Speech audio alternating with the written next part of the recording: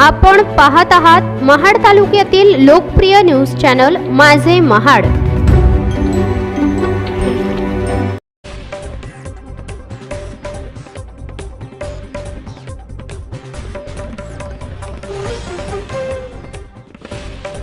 महाड, माणगाव आणि पोलादपूरचे नागरिक आता सरकारला जाब विचारतायत की हीच ती फ्लॅश टेक्नॉलॉजी होती का, ज्याचा वापर करून तुम्ही मुंबई गोवा महामार्ग उभारला आणि त्याच मुंबई गोवा महामार्गावरती आज खड्ड्यांचं साम्राज्य झालेलं आहे। हो, हीच ती फ्लॅश टेक्नॉलॉजी आहे। निकृष्ट दर्जाचं काम करण्यासाठी सरकारने वापरलेलं आहे। गेले काही वर्षांपूर्वी सरकारनेच म्हटलं होतं की आम्ही फेस टेक्नॉलॉजीचा वापर करून देशभरातले रस्ते उभारलेत आणि उभारत राहणार। मात्र कोकणाकडे जाणाऱ्या रस्त्याची परिस्थिती आपण बघितली का? सरकारला जाब विचारतात। अर्थातच मुंबई गोवा महामार्गाची जी दयनीय अवस्था झाली खड्ड्यांच्या साम्राज्यामध्ये बघायला भेटते। मात्र सरकार का दुर्लक्ष करतोय? नितीन गडकरी साहेब बोलत होते की आम्ही चांगल्या दर्जाचे रस्ते उभारतोय, मुंबई गोवा महामार्ग देखील चांगल्या दर्जाचाच उभारणार। मात्र कधी उभारणार? गेल्या अनेक वर्षांपासून मुंबई गोवा महामार्गाचं काम पूर्ण होत नाहीये। अहो, आज मुंबई गोवा महामार्ग बघायला गेल्यानंतर नितीन गडकरी साहेब, नागरिक तुम्हाला सांगायला बघतात, आज जर मुंबई गोवा महामार्ग बघायला गेल्यानंतर जम्पिंग ग्राउंड झालेला आहे। चढ उतार हवेत वाहने उडतात। मग चांगल्या दर्जाचा रस्ता कुठे गेला? मुंबई गोवा महामार्ग हरवलाय का? आज जनतेच्या खिशावर कातर मारून जनतेचा टॅक्स वसूल करून तुम्ही रस्त्यावर रस्ते उभारण्यासाठी पैसे ठेकेदारांना देतात।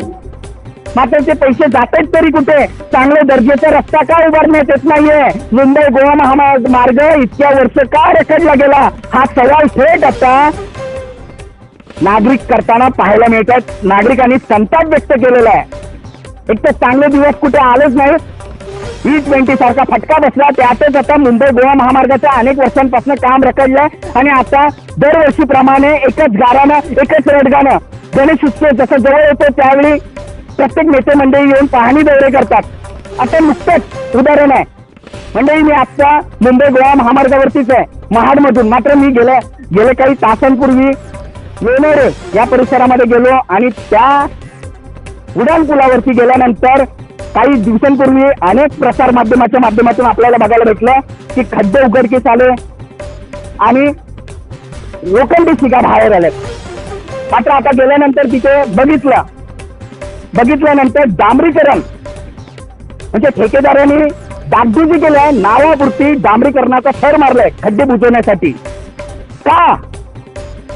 म्हणजे अजून एक तुम्हाला आठवण करून द्यायला बघतोय, गेल्या काही महिन्यांपूर्वी मी लोणेरे याच उड्डाणपुलाची जो मुंबई गोवा महामार्गाला जोडला जातो तो काही महिन्यातच पूर्ण करण्यात आलेला।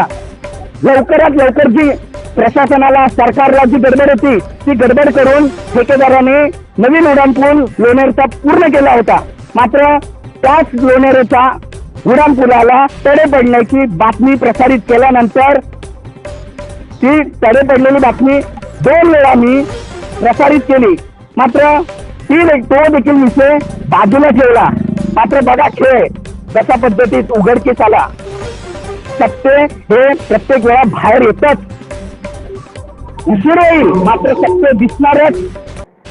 पहिल्याच पावसात लोणेरे या उड्डाण पुलावरती खड्डे उघडकीस आले आणि लोखंडी शिगा बाहेर पडल्या आणि नेते मंडळींनी पाहणी दौरे केले आणि ठेकेदाराला आदेश दिला की तुम्ही खड्डे बुजवा।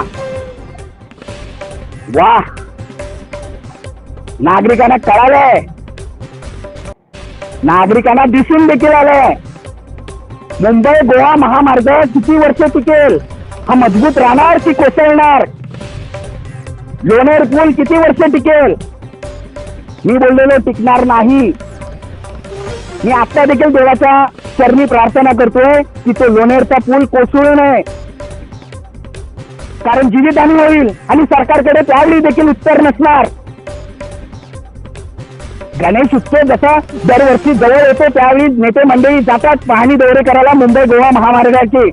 मात्र का देतात? कारण सरकारचं खोटेपणा समोर येतो, निकृष्ट दर्जाचं काम समोर आल्या कारणाने नेते मंडळी पाहणी दौरे करतात आणि एकच रडगाणं आणि एकच गाऱ्यानं समोर आणतात की पाऊस थांबू द्या, आणि पाऊस थांबल्यावरती आम्ही लगेच मुंबई गोवा महामार्गाचं काम पूर्ण करू. मात्र तसं कधीच झालेलं नाहीये. मग काही मंडळी असतील, काही नागरिक असतील, ते बोलतील ठेकेदाराची चुकी. नाही, ठेकेदारीची चुकी नाही मंडळी. ठेकेदाराला जो टेंडर पास होतो त्यावेळी जे वर्ण ते खालपर्यंत जे बसलेले बागर बिल्ले आहेत तो आपला हिस्सा मागतात, टक्केवारी मागतात. त्यामुळे ठेकेदार पण काही करू शकत नाही. त्यामुळे निकृष्ट दर्जाचं काम दरवर्षी अशाच पद्धतीत सुरू ठेवलेलं आहे.